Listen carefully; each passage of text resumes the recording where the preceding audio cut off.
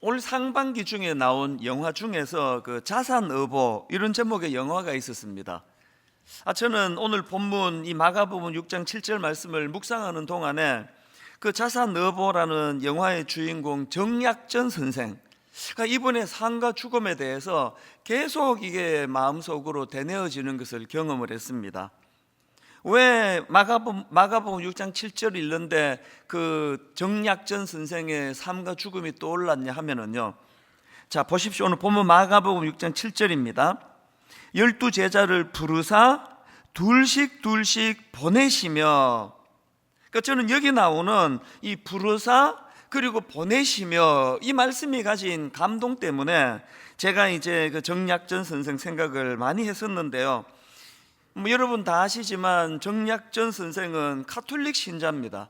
그래서 이제 그 순조 1년 때 있었던 신유박해, 이때 카톨릭 신자라는 이유 때문에 흑산도로 귀향살이를 떠나지 않습니까? 너무 억울한 게요, 그 전임 정조대왕의 총애를 받던 인재 중에 인재 아닙니까?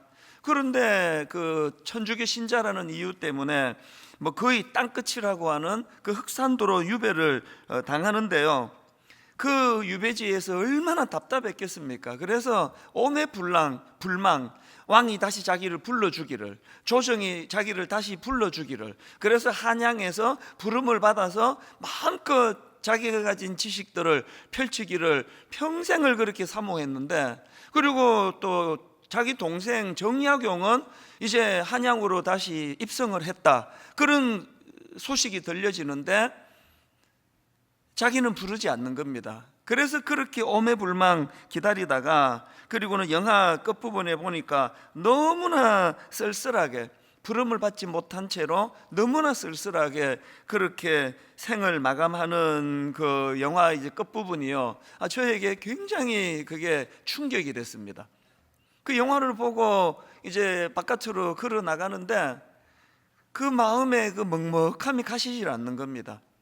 그렇게 마음껏 쓰임 받을 수 있는 인재를 아무런 그런 어떤 그 정당하지도 않은 이런 이유를 가지고 평생의 한 인생을 그렇게 망쳐버리는 그 내용을 보면서 아마 오늘도 이런저런 개인적인 여러 아픈 사정들 때문에 너무나 아름답게 쓰임받을 수 있는 분들이 그렇게 쓰임받지 못하고 사장돼 버리는 분들이 많을 것인데, 그 마음이 참 먹먹하면서 그 동전의 다른 면처럼 이 저같이 보잘것없는 아무것도 없는 제가 감히 분당 우리 교회 담임 목사로 주님의 부르심을 받아서 이렇게 과분하게 쓰임을 받는 것이 너무나 눈물나게 감사하고 감격했던 그런 기억이 있습니다. 여러분, 오늘 이 본문 7절의 이 짧은 한마디지만요, 부르사 보내시며, 이 말씀이 가지고 있는 감동을 우리가 누리셔야 됩니다. 가정에 일이 많은 가정, 자녀가 또 손이 많이 가는 자녀라서 때로는 버겁고 힘드세요. 그게 너무나 복된 일이라는 겁니다. 그게 너무 힘드시면 흑산도로 가시든지요. 그 우리 같은 인생에게 그래도 네가 할 수 있다 그래서 참 가정을 맡겨주시고 또 교회를 섬기는데, 저도 한 번씩은 참 버겁다 그런 생각이 들 때마다 그래도 흑산도보다는 여기가 낫지. 여러분, 우리가 다 이게 은혜인 거거든요. 부르사 보내시며, 이것도 참 은혜인데, 다음 주일날 이 부분 한 번 더 살펴보려고 하는데요, 제가 주목하는 건 또 7절 끝에 나오는 한 포인트가 더 있습니다. 7절을 다시 보시겠습니까? 12제자를 부르사 둘씩 보내시며, 그 다음 보세요. 더러운 귀신을 제어하는 권능을 주시고 해요. 참 이렇게 자격 없는데 불러 사명을 주시고 쓰임 받게 되는 것만 해도 감사하고 감격한데, 하나님께서는 우리에게 그 일을 잘 감당할 수 있도록 권능도 주신다. 권능. 제가 이 설교를 준비하면서 이 7절 말씀을 많이 묵상을 했는데요, 이렇게 권능을 주시고 이 부분을 묵상하다가 보니까 성경에 두 군데 말씀이 떠올려지는 겁니다. 하나는 긍정적인, 권능과 관련된 긍정적인 말씀이고, 또 하나는 부정적인 말씀인데요, 먼저 제가 떠올려진 긍정적인 말씀이 누가복음 10장 17절입니다. 70인이 기뻐하며 돌아와 이르되 주여 주의 이름이면 귀신들도 우리에게 항복하더이다. 너무나 감격에 찬 보고를 주님께 드리는데요, 이런 일들이 어떻게 가능했나 주님이 이렇게 설명하십니다. 바로 그 다음 나오는 19절, 내가 너희에게 뱀과 전갈을 밟으며 원수의 모든 능력을 제어할 권능을 주었으니, 오늘 7절에서 더러운 귀신을 제어하는 권능을 주신 거 주님, 그냥 아무것도 주시지 않고 아무 힘도 주시지 않고 가서 일해라 이러시는 분 아닙니다. 사명을 받은 자는, 그래서 저는 우리 부목사님들한테 종종 얘기해요. 하나님을 제가 겪어보니까 그 자리에 맞게 일을 주시더라. 청소년 사역만 하던 제가 이런 분당 우리 교회를 섬길 수 있는 자격도 없고 능력도 없는 저에게 하나님은 그 자리에 맞게 권능을 주시더라는 겁니다. 이것이 제가 떠오른 이 권능과 관련된 긍정적인 성경 구절이고요, 그런가 하면 또 하나 부정적인 성경 구절이 떠올랐는데, 그게 마태복음 17장 15절 16절입니다. 주여 내 아들을 불쌍히 여기소서. 그가 간질로 심히 고생하여 자주 불에도 넘어지며 물에도 넘어지는지라. 내가 주의 제자들에게 데리고 왔으나 능히 고치지 못하더이다. 저는 이 두 구절을 대조해서 보면서 참 마음이 답답하고 힘든 걸 느꼈습니다. 왜 그렇겠습니까? 여러분, 우리 모두가 다 알고 있지 않습니까? 오늘 우리 시대의 교회는, 오늘 우리 시대의 목회자나 성도님들은 전자에 가깝습니까? 후자에 가깝습니까? 늘 성령의 능력을 덧입고 늘 십자가를 관통한 예수 그리스도의 그 크신 권세와 능력으로 더불어서 참 주님 앞에 힘있게 주여 주의 이름이면 귀신들도 우리에게 항복하더이다, 이 기쁨을 올려드리는 일이 많습니까? 능히 고치지 못하더이다. 지금 온 세상 사람들이 비아냥거리며 조롱하는 게 이거 아닙니까? 능히 고치지 못하더이다. 이게 제가 참 마음이 아프고 또 주님께 죄송한 마음으로 이 말씀을 묵상을 하면서, 정말 하나님, 이 말씀을 통해 우리 성도님들과 제가 두 가지 기도 제목을 가지고 기도하기 원합니다. 우리가 해야 될 첫 번째 기도 제목이 뭐냐? 하나님, 우리가 정약전 선생처럼 끝끝내 부름받지 못해 유배지 흑산도에서 쓸쓸하게 생을 마감하는 그런 인생이 아니라, 우리는 이미 십자가를 통하여 우리 주님의 부르심을 받은 자들입니다. 하나님, 우리 삶 가운데 주님 불러주실 때 이 소명의식으로 무장되는 인생이 되기를 원합니다. 이렇게 우리가 기도해야 되고요, 그런가 하면 또 한 가지 더 기도 제목이 있습니다. 하나님, 이렇게 소명의식으로 무장되는 것도 중요하지만 무엇보다도 하나님, 주님 부르신 자답게 우리들 마음속에 주님 주신 권능, 주님 주신 권세와 능력, 이것에 대한 확신을 갖기를 원합니다. 허구한 날 부정적인 생각에 사로잡혀서 그렇게 비관하는 것이 아니라, 우리가 믿음을 가지고 나는 힘이 없지만, 나는 능력이 없지만 오늘 우리 주님 앞에 이런 보고 드릴 수 있다. 주여 주의 이름이면 귀신들도 우리에게 항복하더이다. 이걸 많이 경험하면서 신앙생활하는 그런 저와 여러분 되시기를 바랍니다. 이것이 우리의 기도 제목이 되어야 된다는 거예요.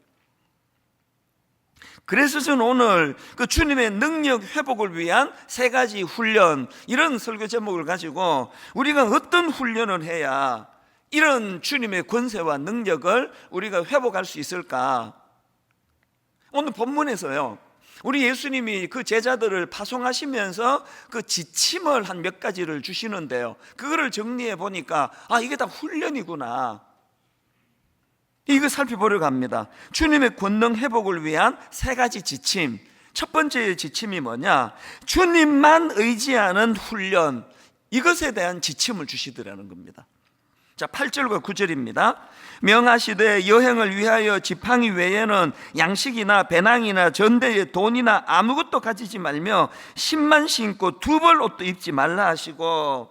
아니, 이거 너무 좀 가혹한 거 아닙니까?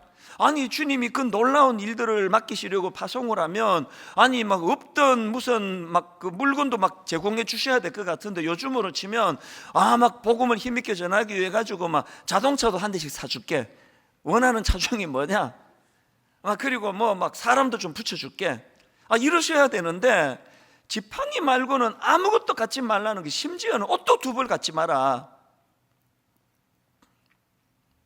왜 이런 지침을 주셨을까요?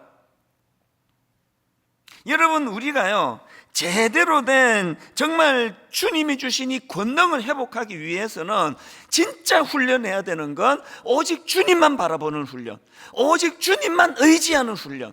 저는 이 말씀을 준비하면서 양심의 많은 가책을 느꼈습니다. 이렇게 제가 무능할 수밖에 없는 결정적인 이유가, 저는 주님 말고도 갖춘 게 너무 많은 거예요. 주님 말고도 막 도와주는 우리 목회자들도 막 엄청 좋은 분들이고, 막 당회 뭐 이런 장로님들 어디서 또 만나겠습니까?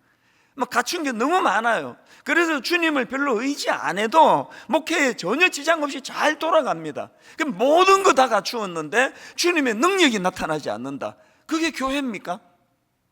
여러분의 인생은 어떠세요? 주님 의지 안 해도 뭐 이게 뭐 지팡이밖에 없어? 웬걸?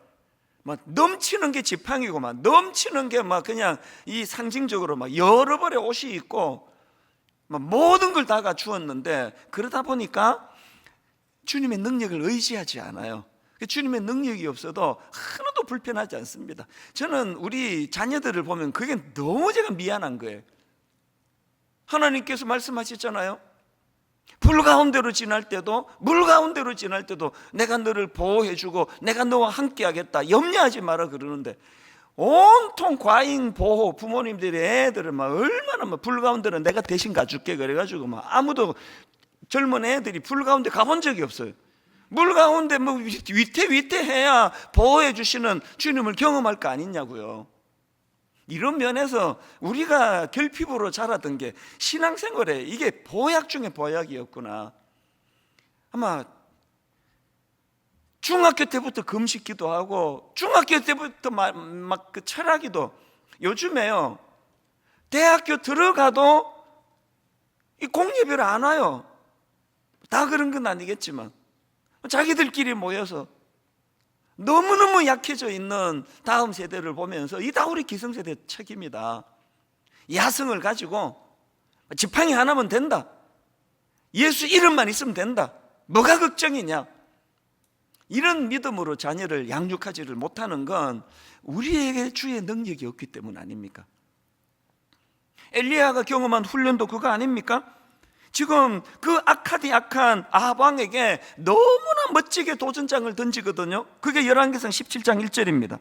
길르앗에 우거하는 자 중에 디셉 사람 엘리야가 아합에게 말하되, 내가 섬기는 이스라엘의 하나님 여호와께서 살아계심을 두고 맹세하노니 내 말이 없으면 수년 동안 비도 이슬도 있지 아니하리라 하니라. 얼마나 지금 엘리야가 멋있습니까? 엄청난 선포예요.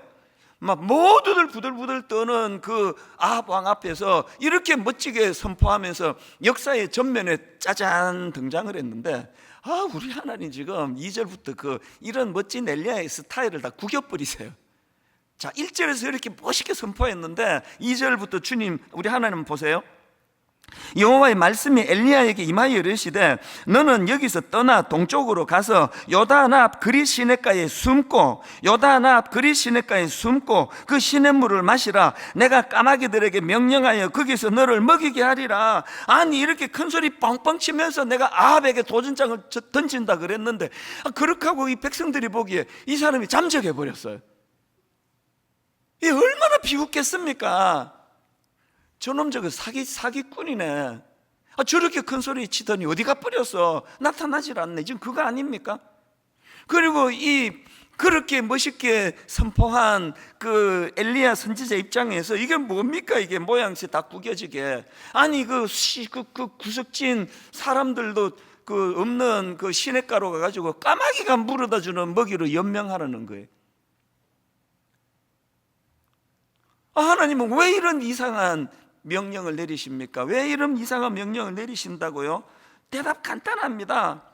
엘리야는요, 모든 그 자기가 가지고 있는 또 자신할 수 있는 걸 다 내려놓고 철저하게 주님의 말씀만 의지하는 그 훈련을 통과해야 되기 때문입니다. 목회자는 다 두 종류예요. 말주변도 좋고 얼굴도 잘생겼고 그냥 사람들한테 인기도 좋은데 그리 시내가를 통과 못한 종이 있습니다. 그래서 그 그리 시내가를 통과한 종이 가지고 있는 주님의 그 능력으로 덧입는 게 없어요. 그래서 성령의 능력이 뭐지? 그 이론으로는 잘 설명하는데 경험을 못 해본 목회자가 있습니다. 그런가 하면 진짜 딱 지팡이 하나 들고 너무 아무것도 없는 상황이. 그래서 여러분, 이런 그 대형 교회는 굉장히 거품이 많고 부실하기가 쉽고요, 알찬 교회들은 그 미자리 교회에 주로 목사님들 많습니다. 지팡이 하나밖에 없습니다. 곰팡이 냄새가 나는 상가에서 있지만 기도 얼마나 열심히 하는 교회가 많은지 아십니까? 오늘도 주의 능력이 임하지 않으면 이게 뭐 당장 이게 뭐 쌀이 떨어지는 그런 상황이니까 기도가 전투적이에요. 뭐 저같이 이렇게 뭐 복부 비만 뭐 영육간에 뭐 기도만 해도 뭐 그냥 막 다 지금 굴러가는, 뭐 제가 또 너무 자기 비하하는 것 같지만 이 사실 이게 우리에게 이게 두려운 문제 아닙니까? 여러분은 지금 엘리야가 통과한 그리 시내가를 통과한 신앙인입니까? 그리 시내가가 뭔지 모르고 신앙생활하는 분들입니까? 여러분이 사도 바울의 이 놀라운 고백을 다 하시잖아요. 빌립보서 4장 11절 12절 내가 궁핍함으로 말하는 것이 아니니라. 어떠한 형편에든지 나는 자족하기를 배웠노니 나는 비천에 처할 줄도 알고 풍부에 처할 줄도 알아. 모든 일 곧 배부름과 배고픔과 풍부와 궁핍에도 처할 줄 아는 일체의 비결을 배웠노라. 그리고 나오는 게 13절 아닙니까? 내게 능력 주시는 자 안에서 내가 모든 것을 할 수 있느니라. 이 고백이 여러분 입술에서 터져 나오고 있습니까? 궁핍을 경험해 봤어야 뭐 내게 능력 주시는 자를 경험할 수 있는 거 아닙니까? 그리 시냇가에 까마귀가 물어다 주는, 나중에는 그 물마저 말라버리잖아요. 세상에 그 사르밧 과부 먹을 게 없어가지고 이거 먹고 이제 죽어야 되나 그러고 있는 그 여인한테 가서 빌어 먹으라고 하는 이런 굴욕적인 하나님의 명령을 순종하며 나아갔던 엘리야이기 때문에 거기에 놀라운 역사가, 능력이 나타나는 거 아닙니까? 그래서 저는 이 설교를 준비하면서 이 뺄셈의 미학 많이 이걸 묵상했습니다. 여러분, 이 뺄셈의 미학과 관련해 가지고 제가 그 읽은 글 중에서 한두 가지 제가 소개해 드리고 싶은 게 있는데요. 프랑스의 사상가랍니다. 장 자크 루소, 이분이 또 소설가이기도 한데요, 이분이 이런 말을 했답니다. 잘 들어보세요. 욕망은 우리를 자꾸자꾸 끌고 간다. 어디로 끌고 가느냐? 욕망은 우리를 자꾸자꾸 끌고 간다. 도달할 수 없는 곳으로 끌고 간다. 우리의 불행은 거기에 있다. 이 덧셈의 미학으로 이것도 갖춰야 되고 저것도 갖춰야 되고 막 계속 욕망이 그렇게 자기를 자극하면은요, 결국은 왜 불행해집니까? 도달할 수 없는 곳으로 끌고 가거든요. 여러분이 잘 아시는 생텍 쥐페리가 비슷한 말을 했습니다. 완성이란 더 덧붙일 것이 없을 때가 아니라 더는 뺄 게 없을 때이다. 저는 이 말이요, 너무나 와닿았습니다. 완성이 뭐라고요? 이젠 더 덧붙일 것이 없이 많은 그 상태가 완성이 아니고 더는 뺄 게 없는 상태, 이제는 지팡이밖에 없는 상태, 이게 완성이랍니다. 여러분, 오늘 우리 시대는요, 이 빌립보서 3장 19절 말씀이 딱 우리에게 주신 맞춤 설교라는 만큼의 시대 아닙니까? 빌립보서 3장 19절 그들의 마침은 멸망이요 그들의 신은 배요 그 영광은 그들의 부끄러움에 있고 땅의 일을 생각하는 자라. 이게 딱 우리 시대를 규정하는 거 아닙니까? 이 배가 막 얼마나 이 배를 위했는지, 이 배가 이게 자기 신이래요, 신. 막 땅의 것만 생각하는 게 막 온통이 땅의 것. 그래서 이 땅에서 뭐 어떻게 해보겠다고 하는 그래서 전에 제가 그 말씀 드렸잖아요. 이게 뭐 진짜인지 아닌지 모르겠는데요, 그래서 봤습니다. 돼지는요, 구조상 하늘을 쳐다볼 수가 없대잖아요. 돼지는 구조상 목뼈 이런 구조상 땅밖에 안 보인대요. 그래서 돼지 보고 이 돼지야 그러는 거 아닙니까? 땅에 땅의 것만 생각하고,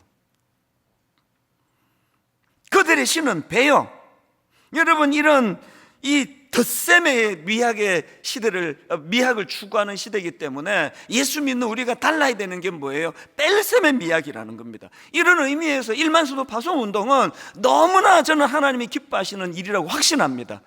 제 마음에는 허전함이 있고 제 마음에는 아쉬움이 있다 할지라도, 여러분, 교회가 계속 이 세상 논리로 덧셈의 미학, 욕망은 자꾸 우리를 자꾸 끌고 간다. 도달할 수 없는 곳으로 끌고 간다. 분당 우리 교회가 드림센터 짓고 좀 있다가 다 차고, 그 옆에 드림센터 또 사서 다 채우고, 또 그 옆에 뭐 하나 지어가지고 다 채우고, 계속 지금 덧셈의 미학으로 간다고 생각해 보세요. 이 끔찍하지 않으세요? 지금 우리가 추구하는 것은 뺄셈의 미학이에요. 그래서 저는 아름답다고 생각합니다. 마음이 지금 여러 가지 두렵고 불편한 거, 마음에 여러 가지 피곤한 거 없는 거 아니지만 주님은 이거를 원하신다고 저는 확신하거든요.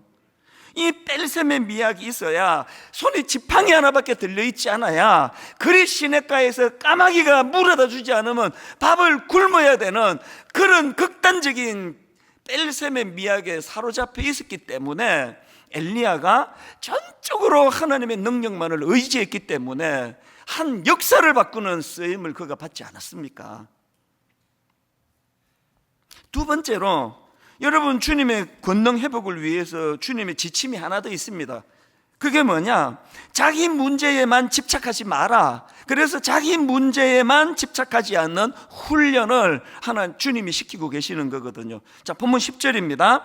또 이르시되 어디서든지 누구의 집에 들어가든지 그곳을 떠나기까지 거기 유하라. 여러분, 이 말씀의 포인트가 뭐냐면 이런 거예요. 이제 낯선 지역에 복음을 전하러 갔더니 너무나 호의적인 분이 우리 집에 와서 머무세요. 그리고 집에를 갔더니 마음이 좀 안 들어요. 아니, 뭐 무슨 냄새도 나고 뭐 막 바퀴벌레도 보이고, 이게 뭐 이렇게 냄새가 나나? 그랬는데 이게 더 좋은 환경이 좋은 데서 우리 집에 와서 지내라 그러는 거예요. 주님이 그러지 말라는 겁니다. 아니, 우리 주님은 섬세하셔도 그렇지 이거 뭐 남 숙소까지 다 신경을 쓰십니까?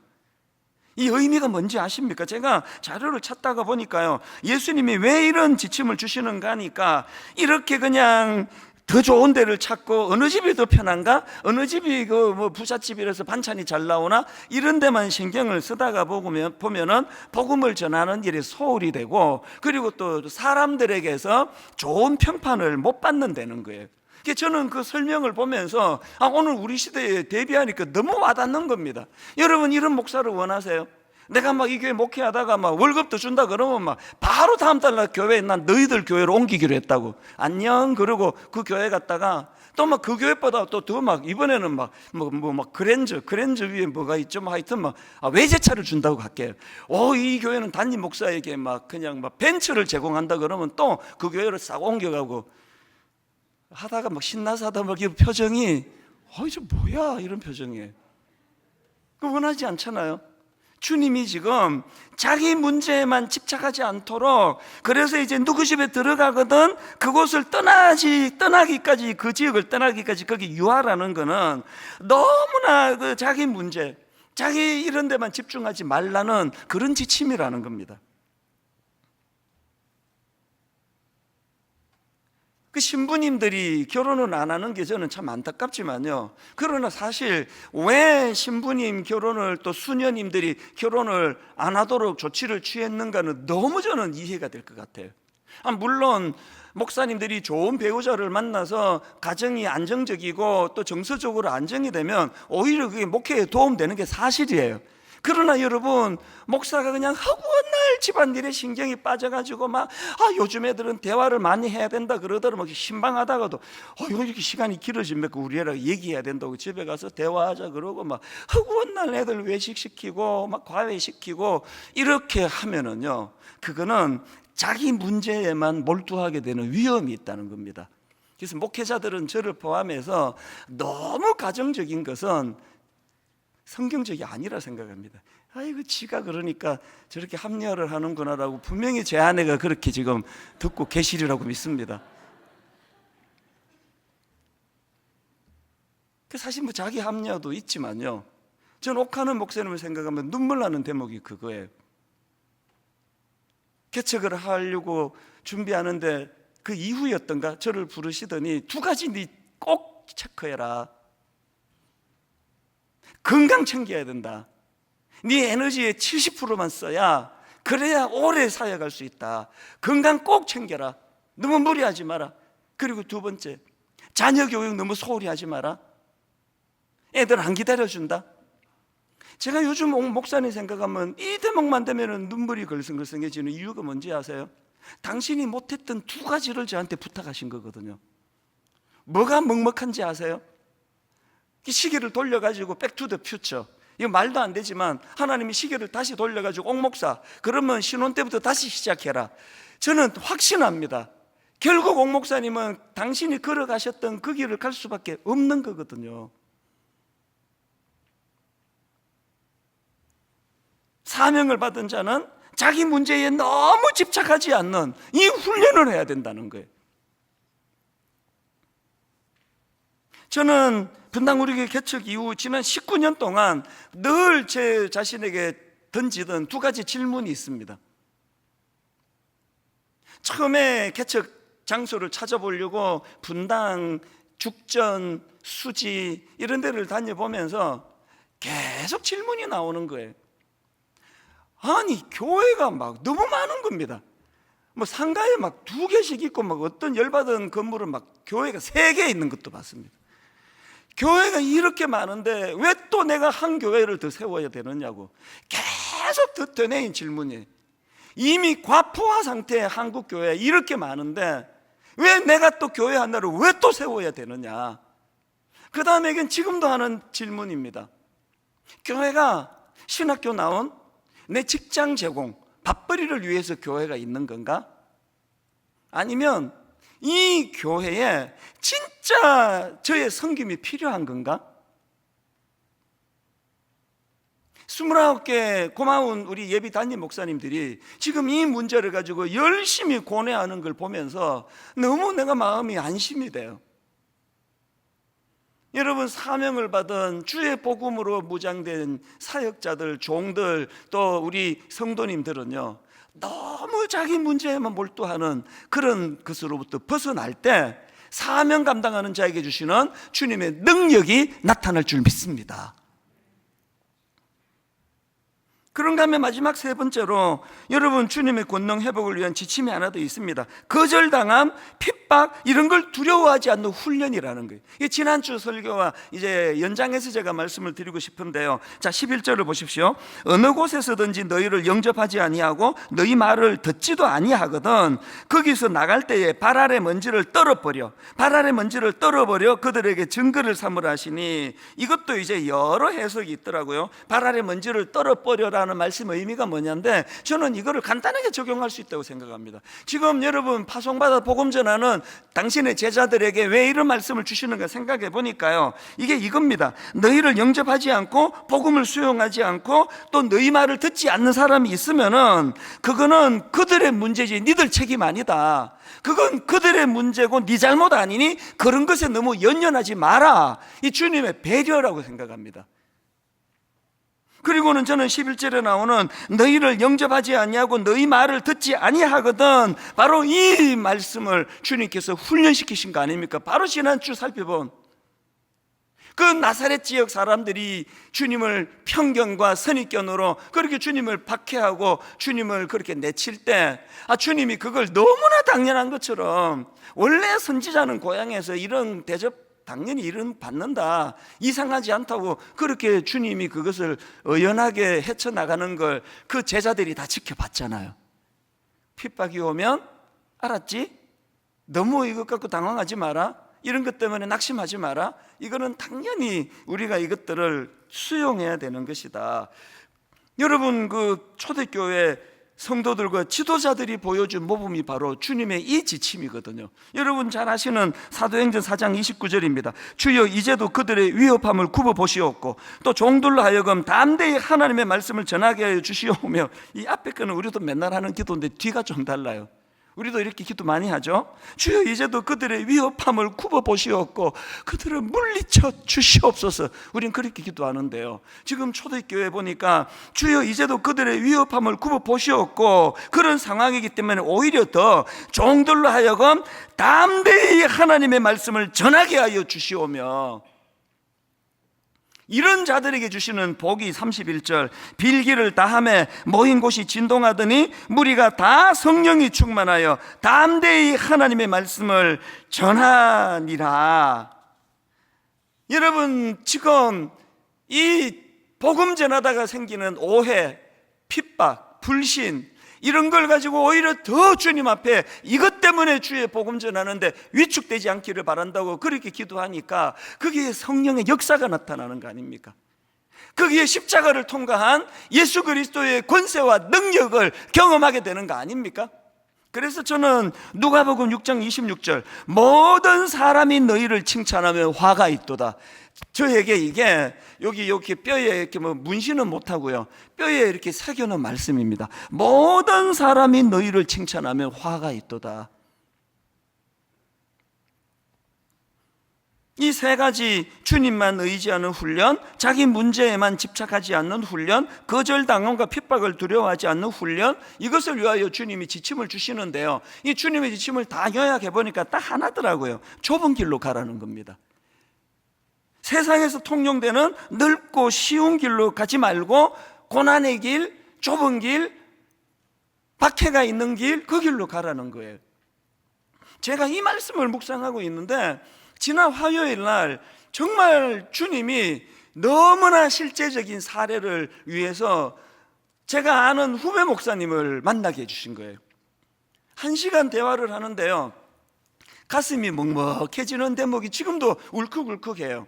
이분이 무슨 얘기를 하는가 하니까 이제 자기가 이제 목사님이 두 갈래 길을 놓고 이제 선택해야 되는 기로에 있을 때가 있었는데, 그래서 이제 자기 멘토 목사님이 이제 은퇴하신 목사님인데 예전에 담임 목사님이셨대요. 그래서 그 목사님한테 찾아가서 어느 길로 선택하는 게 좋겠습니까? 그랬더니 그 목사님이 딱 하시는 말씀이, 그렇게 두 가지 길이 있을 때는 좁은 길을 선택하는 게 옳다. 그러시고는 이 목사님이 이제 막 우시더래요. 그러면서 무슨 말씀을 하시는 게 아니까, 그런데 내가 요즘에는 좀 망설여진다. 그래서 목사님 자신을 위해서 좁은 길로 선택한 거는 내가 선택한 길이고, 그 과정에서 하나님이 어떤 은혜를 주시는가를 경험했기 때문에 후회가 없는데, 이제 이렇게 이제 후배에게 좁은 길로 가라 이렇게 권면하시면은 그것으로 인해서 대가 지불을 치르는 걸 보면 너무 마음이 아프시다는 거예요. 그러면서 진짜 눈물을 걸성걸성 흘리시면서 아픈 손가락이 하나 있다는 거예요. 후배 목사죠. 이 담임 목사님을 계실 때 부교육자가요, 이제 동시에 두 교회에서 청빙이 돌았다는 겁니다.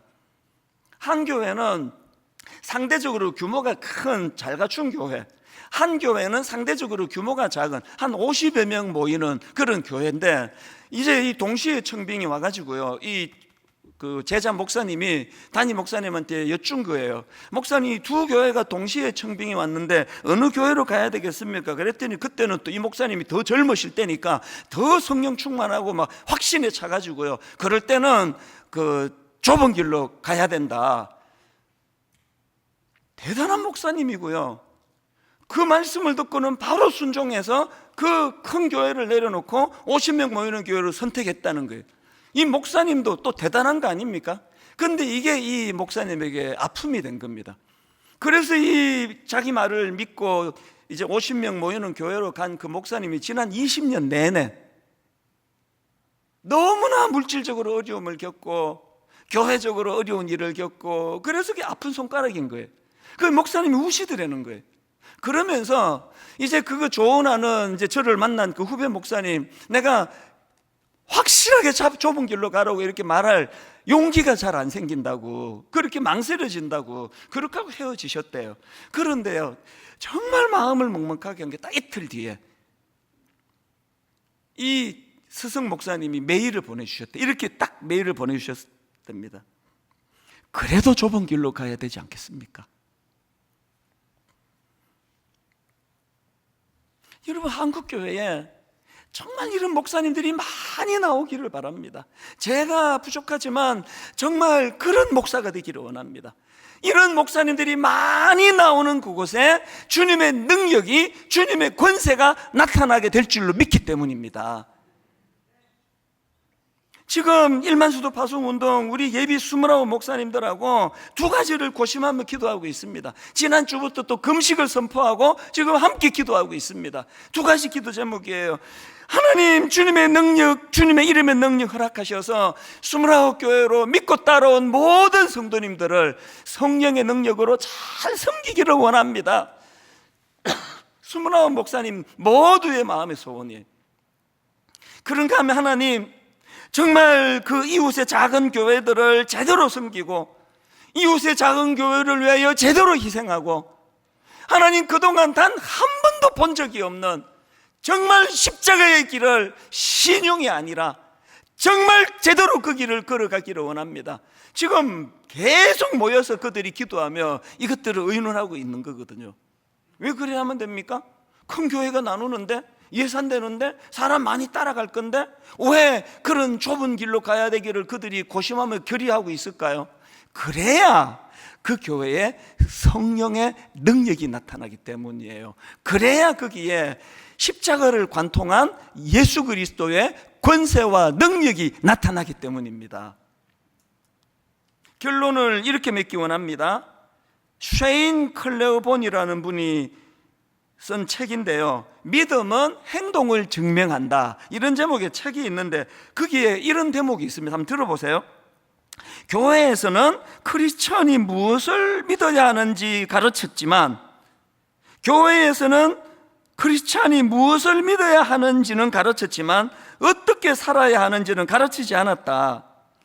그리고 바로 그 다음 내용입니다. 나는 기독교적인 것들로 피둥피둥 살이 쪘지만 영적으로 영양실조에 걸려 있었고, 기독교적인 것들에 짓눌려 있었지만 여전히 하나님을 배고파했다. 이게 정말 저를 충격에 빠뜨렸어요.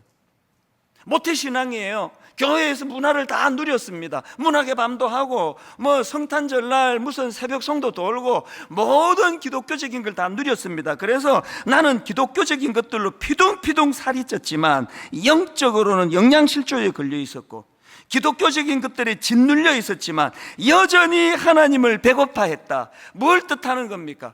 교회의 문화는 누렸는지 모르지만 그 교회 안에서 역사하시는 살아계신 예수 그리스도의 권세와 능력의 공급을 받지 못했기 때문에 여전히 하나님에 대하여 목마르고 배고파 있는 상태.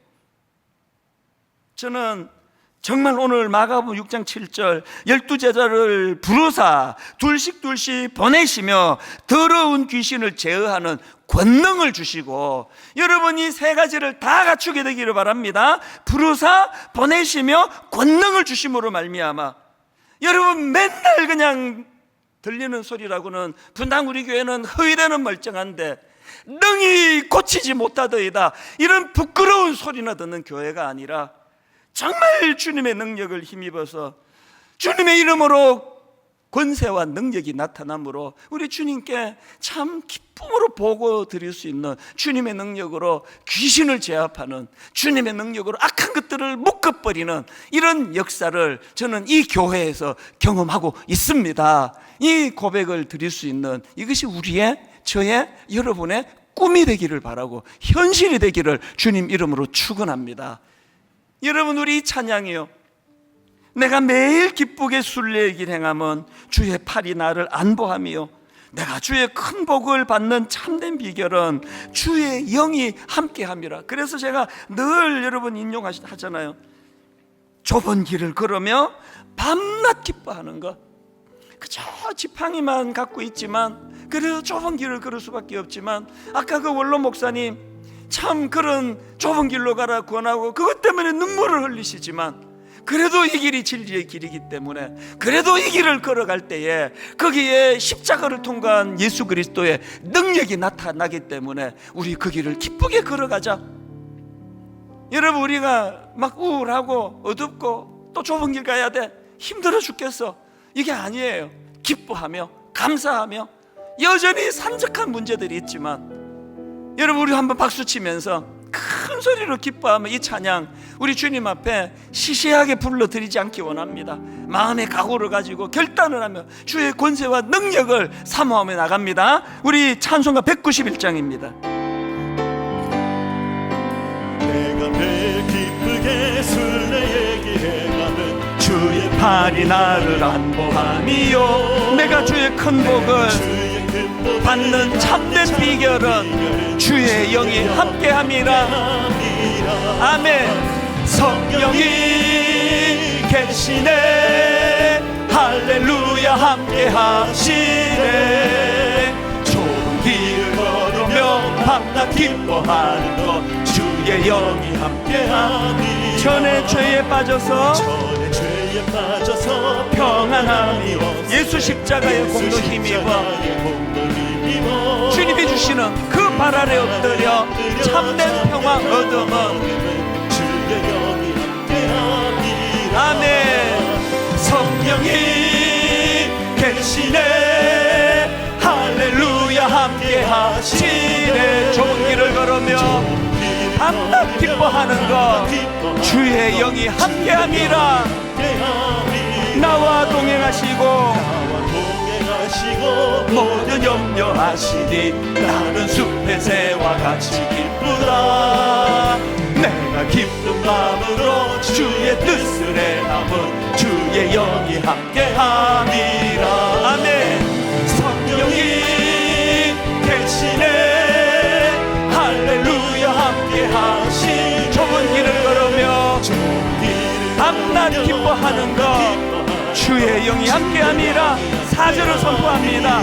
세상 모든 욕망과 나의 모든 정욕은 십자가에 이미 못을 박았네. 어두운 밤이 지나고 무거운 짐 벗으니 주의 영이 함께함이라.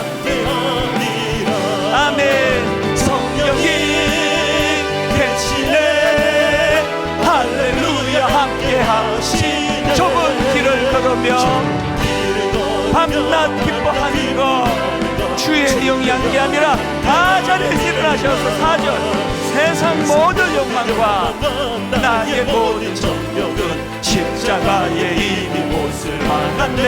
어두운 밤이 지나고 무거운 짐 벗으니 주의 영이 함께함이라. 우리 4절 한 번 더 선포합니다. 세상 모든 욕망과 십자가에 이미 못을 박았네. 어두운 밤이 지나고 무거운 짐 벗으니 주의 영이 함께함이라. 아멘. 성령이 계시네 할렐루야 함께하시네 좁은 길을 걸으며 밤낮 기뻐하는 것 주의 영이 함께함이. 성령이 계시네 성령이 계시네 할렐루야 할렐루야 함께하시네 좁은 길을 걸으며 밤낮 기뻐하는 것 주의 영이 함께함이라. 우리 마지막으로 우리 영으로 받아들이세요. 마음으로 느끼세요. 성령이 계시네. 오늘 이 시간 할렐루야 함께하시네. 현실이 어렵고 힘들지만 좁은 길을 걸으며 밤낮 기뻐하는 것 주의 영이 함께함이라. 이 믿음 더욱 굳세라.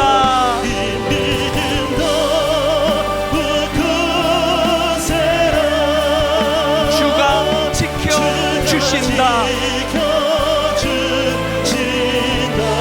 어두운 밤에도 주의 밝은 빛 인도하여 주신다. 우리 마지막으로 온 전심을 다하여 선포합니다. 이 믿음 더욱 굳세라.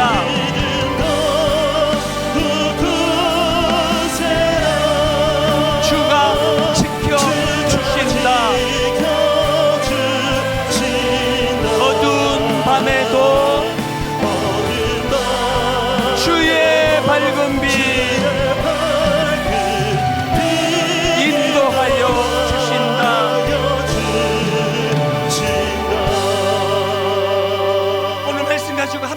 기도하기 원합니다. 아버지, 이 세상은 덧셈의 미학이에요. 더 모으고 더 모으고 더 집착하고 더 집착하는데 점점 더 목이 말라집니다. 오늘 아버지 십자가 아래 뺄셈의 미학을 추구하기 원합니다. 아버지, 내 손에 지팡이 하나 달려있다 할지라도 그것이 나를 초라하게 만드는 것이 아니라 거기에 바로 예수 그리스도의 십자가를 통과하신 주님의 능력과 권세가 나타나게 되는 줄 믿습니다. 아버지, 좁은 길을 걸어가는 고단함이 있지만 밤낮 기뻐하며 걷는 그 길을 원합니다. 오늘 말씀을 기억하시면서 우리 한 목소리로 통성으로 같이 기도하시겠습니다. 같이 기도하시겠습니다. 살아계신 하나님 아버지, 오늘 주신 말씀 마음에 담고 이 시간 하나님 은혜에 감사하며 아버지 시간 기도드립니다. 아버지, 정약전 선생처럼 아버지 하나님 그 끔찍한 곳에 유배가 되어 다시 불러주기를 그렇게 갈망했지만 하나님, 그곳에서 쓸쓸히 그렇게 아버지 생을 나가매야 되었던 것, 예수 믿는 우리는 아버지 하나님 이미 예수 그리스도로부터 부르심을 받았고 보내심을 받은 존재입니다. 이미 예수 그리스도를 통하여 하나님 우리에게 이 소원한 의식을 허락해 주셨는데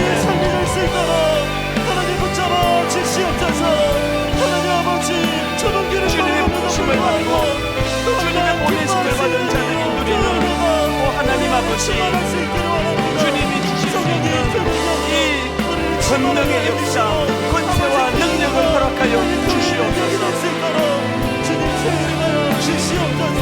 온전히 하나님 아버지 주시는 은혜를 따라 그 하나님을 바라보지 않도록 만들어 달려가서 도와주시고 너무나 내 문제에만 집착하지 않도록, 집중하지 않도록 하나님 오직 주님만 바라보고 주님만 의지하고 하나님, 때로는 오해받고 때로는 아버지 사람들에게 모함을 당하는 고난과 설박이 날지라도 그것을 피하지 않도록 인도하여 주시옵소서.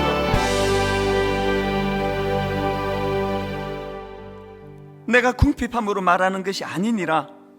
어떠한 형편이든지 나는 자족하기를 배웠노니 나는 비천에 처할 줄도 알고 풍부에 처할 줄도 알아. 모든 일 곧 배부름과 배고픔과 풍부와 궁핍에도 처할 줄 아는 일체의 비결을 배웠노라. 내게 능력 주시는 자 안에서 내가 모든 것을 할 수 있느니라.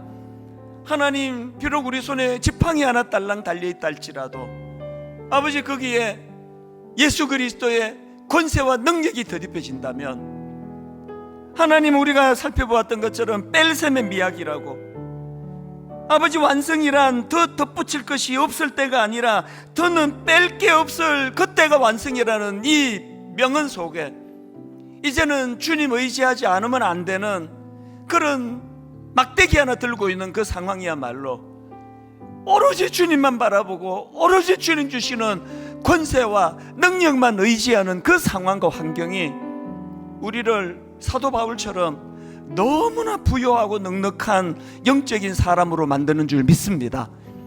이번 한 주간 주님, 또 마른 막대기 같은 저희들 손에 참 지팡이 하나 들고 이 살벌하고 열악한 세상을 향해 나아가지만 주님 주시는 권능으로 무장한 자답게 아버지, 쫄지 않고 초라해지지 않고 비굴해지지 않고 당당하게 아버지 한 주간을 맞서 승리하는 한 주가 되도록 도와주시고 다음 주일 또 해같이 빛난 얼굴로 주님 앞에 다시 모여 예배하는 그 시간까지 주님의 인도하심을, 주님의 권능을 덧입는 한 주간이 되게 하여 주시옵소서.